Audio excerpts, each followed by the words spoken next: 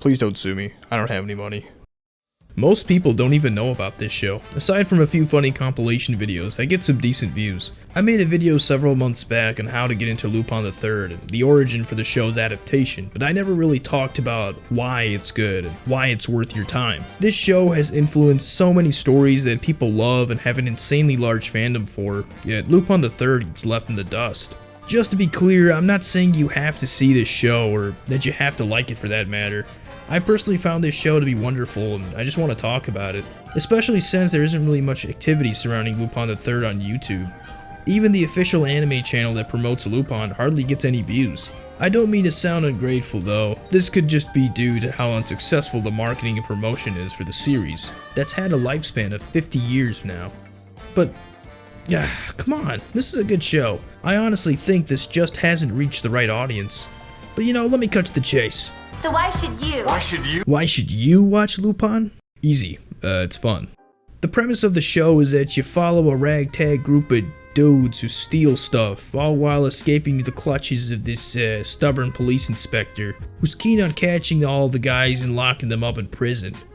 That's it. Whereas most Western media franchises like Ocean's 11, The Italian Job, or even like video games like Sly Cooper or Uncharted, that focus on like these heist plots with long convoluted setups of intricate spying / undercover operations, and elaborate picaresque themed worlds where the main lead is this like big masterful escape artist and is always one step ahead of everybody. Lupin the Third is also like that, but they did it first. Or at least it's the most prominent example of this kind of storyline that predates the most recent franchises you're probably aware of. Again, 50 years, this show has been running for quite a while.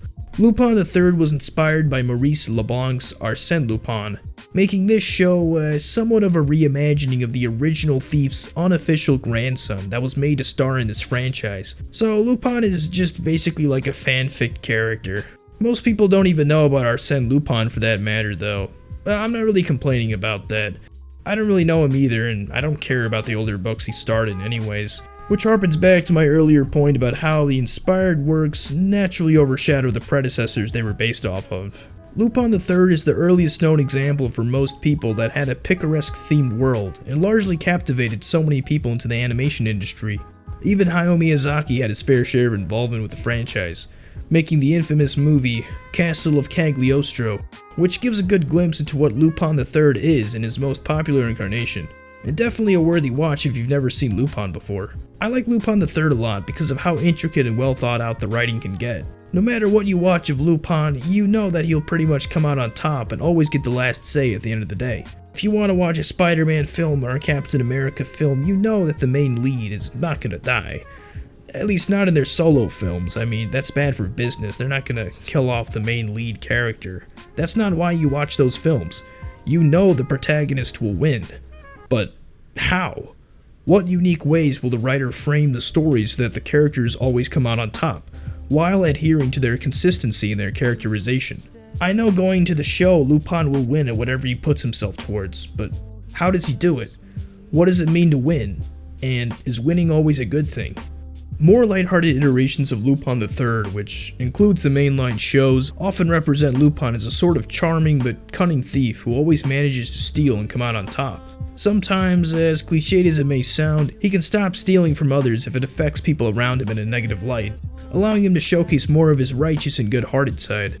Lupin the Third is mostly known as a carefree and comedic show, with some small dark elements that help make up the story, but his original roots are actually very dark, and explored more faithfully in the spin-off series, The Woman Called Fujiko Mine. I talked about this in my last video a little bit, but I didn't really go on too much. The Woman Called Fujiko Mine is a largely underappreciated show from an already underappreciated franchise that most people haven't heard of. All I can say is, this spin-off is dark.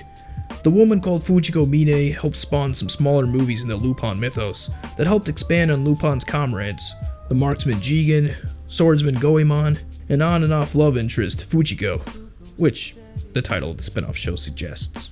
The animation is high quality. Look at this fight scene, man. Damn, this beats out any episode of Dragon Ball Z. Looks nice. Must have taken forever to animate though. Damn. The storylines are so dark, but very intriguing. I know many people, especially fans of Cowboy Bebop, would be very interested in watching this kind of stuff. Aside from the heavy tobacco and alcohol usage, I'm talking about some of the deeper themes and adult-oriented subject matter touched on here. These episodes and specials emphasize more on what it means to succeed, and how Lupin isn't always about just stealing things. This series, The Woman Called Fujiko Mine, isn't afraid to showcase some truly beautiful but unsettling imagery, all for the sake of representing Lupin in what may seem like a different interpretation to his goofy image, but what's actually the most faithful and rooted adaptation for the character. These are deep themes that the showrunners aim to capture with The Woman Called Fujiko Mine, and I would say they succeeded. YouTube Movies is a great place to watch some of the specials that spawned out of the show, but I mean, what about the actual spin-off itself? Amazon has episodes on Blu-ray, but they don't really seem easy to acquire, and they're a bit too pricey in my eyes. When I bought them, they weren't over $30, but then again, I got mine used. There is always, well, I mean, I don't support this, okay? I definitely don't support it, but it is a way. I feel like I'm escaping the main question here. Why is Lupin the Third worth the watch? Why am I making this video? I don't feel like talking about the show and spoiling away the plot would really do enough to prove my point, so I guess I can give you more of a personal recollection of how I got into Lupin the Third. It was at a time when I was getting tired of shonen garbage. Not to say that shonen anime is bad, but man, as I've gotten older, slowly have I realized just how repetitive and predictable some of these shows can get. Cool character designs, artwork, and fight scenes, don't get me wrong. But writing doesn't seem to be a strong suit here. Which is whatever. I mean, people don't watch Dragon Ball Z to philosophically challenge their morals and have engaging conversations about existentiality. I mean, they just want to watch muscle dudes fight it out. Which is okay. At different points of my life, I was into very different things. Before, I liked simple shows with high-paced action and cringy dialogue. Didn't seem so cringy back then. I was more focused on the Super Saiyan nine-tailed beast Gum. I liked Hayao Miyazaki films, but I never found myself delving thematically into what they meant and how artistic those films were until I was getting into high school. I started to see some types of anime and consider them art, in the sense that it not only innovated my already smaller than normal brain to actually think and reflect on what I just saw, but challenged my own beliefs, and even gives me a glimpse into someone else's intent, an expression of the world through someone else's lens. For something to be artistic, I have to feel something in the film. I have to feel the way the characters convey dialogue, their emotional experiences, and how afflicted they became throughout whatever film or show I'm watching. Claiming something as art is very subjective, I understand, and many people often have different interpretations of what is and isn't artistic. I consider the majority of films and shows that I've watched to completion to be artistic. I felt something out of it. I was more than entertained, and it made me think. People often use the term art as a way to separate mediums from others, and place a pedestal, or ranking I guess, on how better a certain movie is. Certain mediums can be more artistic than others, perhaps, but that's debatable. It's not something I would normally use as a tool to rate and recommend to people. I can sit here and say, oh, all of Scorsese's films are artistic and wonderfully made. But then what about anything I've watched from Tarantino? I also like his films too. Let's pick Reservoir Dogs, right? Great film, I liked it. A bit low budget in some scenes that you could tell, but it was an early film Tarantino made, and it has a lot of charm that even to this day outweighs modern flicks that I've seen. So what about his film? Is it not as artistic as Scorsese's films? By treating both films as art, to me it doesn't really help in reviewing exactly what makes these films special, and arguably I feel like calling things that I like art all on its own is a little too vague, and arguably can be extremely pretentious. In my eyes though, being labeled as artistic is not only in how a film made me feel. As I said before, I have to really ponder the deep and intricately layered themes that these filmmakers worked so hard to place in their work. Calling something more artistic than another film isn't conclusive enough in giving me a comparison, since I already think of the word art as an incredibly subjective stance to have on a film. There are so many things that filmmakers, artists, designers put into whatever they're working on, and by extension, anything that they make can and is automatically considered art all on its own. It's pointless to judge something simply for what degree of artistry it represents. Rather, I personally believe a more mature and sensible conversation for reviewing a film or show or anything for that matter is what makes up the art, what is used to make those works of art, and how they deliver these themes. both objectively and subjectively, which is something I think gets often forgotten about when discussing any kind of medium. So, what am I getting at with this rant, and what does it have to do with Lupin the Third? Well, here's the thing. I see this spin-off show, and for that matter, some of the movies the Lupin franchise has made, as artistic. It leaves me feeling something, and I can come back and reflect on what I watched. Sure, some episodes can come off a bit goofy and are more entertaining than thought-provoking, but what drove me to watch Lupin was how artistic the franchise was. Beneath the standard cliched story of a picaresque-style thief and his ragtag group of buddies stealing yet another sparking jewel, I also like some of the subject matter this franchise touched on, which is a broad range of content depending on what show or movie we're talking about. In the spin-off, The Woman Called Fujiko Mine, I can say without spoiling that the noir styling in both art and story direction allows for more nuanced and niche messages that, well, you wouldn't find in any shonen, since most of those shows suffer from a lack of proper writing in my eyes. Or maybe not in most shonen. There's still quality out there in the most overhyped genre of all anime. No matter how you look at it, not enough people have heard of Lupin the Third, especially with the new CGI film that came out. The story in this movie is interesting, it all seems fantastical, and it largely is, but the way Lupin connects to the modern world in this film has me stoked. Uncovering a secretive diary that has roots towards Nazi Germany, and more specifically, the Third Reich, and Lupin and his crew are tasked with not only delving into stealing said diary, but ask themselves what's really going on in this semi-serious but action-packed and comedic-filled plot that incorporates even the Nazi Supreme Leader himself. I haven't said much, but hopefully this is interesting. If not, that's okay. I'm sure this would have an audience, especially with the Bebop fandom. Cowboy Bebop and Lupin the Third parallel so well, even though they're about completely different groups of people. Still, the character dynamics and relationships are similar enough to point fingers, and I'm sure people who love Cowboy Bebop would be interested in this. No one's really talking about the new CGI film, but for understandable reasons. It's only come out in Japan so far, and as of now we have no Amazon listing. No English dub has been done for this film either, although an official voice cast has been listed. Due to how unheard of and widely unsupported Lupin the Third has been in the States, I've naturally become more used to the Japanese voice cast, but both English and Japanese voice work is done really well for the series. Lupin's English voice is also the voice actor of my favorite Naruto character, 4th Hokage. Yeah, I know I said I'm tired of shonen, but there are still characters here and there and some cool shit I like to come back to. It's just a shame sometimes that the entire framework that surrounds these characters are often not as deep or handled well enough. Just my opinion though.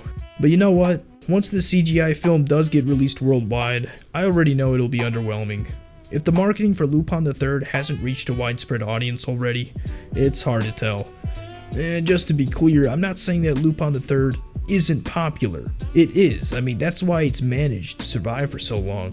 I'm not ungrateful that Lupin hasn't received enough attention. I didn't make this video to whine about, oh man, Lupin isn't popular anymore. I'm just confused. So much quality, time, and attention is placed on some of these beautiful films and episodes, yet it hardly has people talking about it. I can look at this from another angle and see how it hasn't been marketed well or talked about to enough people. And perhaps Cowboy Bebop, Persona 5, or who knows, even more inspired works from this franchise overshadow the heck out of Lupin. Or that maybe people aren't interested in how niche and dark some of the subject matter is in this show.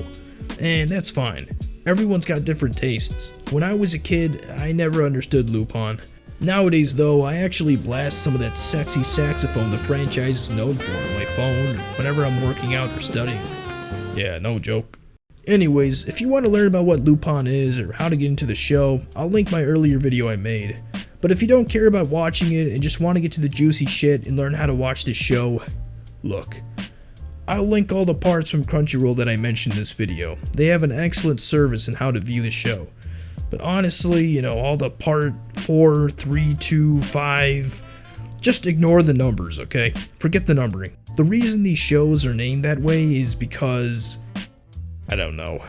Personally, I would have named them something differently if I had any say, because there's no true continuity. You can jump into any part, sort of.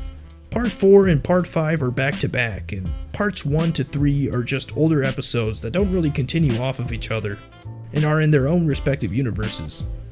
Part 2 is my favorite though, and it's around the time when Hayao Miyazaki jumped on board for animation, which is nice. Honestly though, I'd say Part 4 is very user-friendly. It's more of a modern retelling and reboot of Lupin the Third. But if you don't have time to watch shows, even though we're all stuck in our houses right now, then you can just watch the movie Castle of Cagliostro. It gives you a perfect version of Lupin that shows what he's really about in a nicely timed film, animated by one of the greatest, if not the greatest animators and filmmakers of our time. But if even that doesn't entice you, then the Secret of Fujigo Mine specials on YouTube are another great way to get a more darker but deeper glimpse at the characters. I'll put a link in the description for those. This darker spin-off show, funnily enough, actually has even more ties to Cowboy Bebop than you may think. Shinichiro Watanabe, the creator of Cowboy Bebop, actually served as the music producer for the specific show, something I didn't even realize at first, but it made sense after I finished the series. Some of the music in this show is really good. This spin-off is not too long, with only around 13 episodes. You should definitely give it a watch if you like darker stories. I plan on making one more video centered solely around this spin-off series in particular at a later date, but of course, at that point I'll delve into spoilers. I'd rather people really watch this first though, and I understand it's not easy to find the show. Again, I don't support shitty websites, but they are ways to watch the show. Still, it's always good to support the original creators and buy their Blu-rays on Amazon, so they can make more of these shows, because man, this is so badass. Thanks for watching, hit that like button, subscribe if you want to, comment, only if you want to of course, I'm not forcing you. I felt like my last Lupin video in March I made didn't really talk about what intrigued me to watch the show in the first place, and I felt this video would really do the job. Have a great day, and thanks for watching again, and see ya.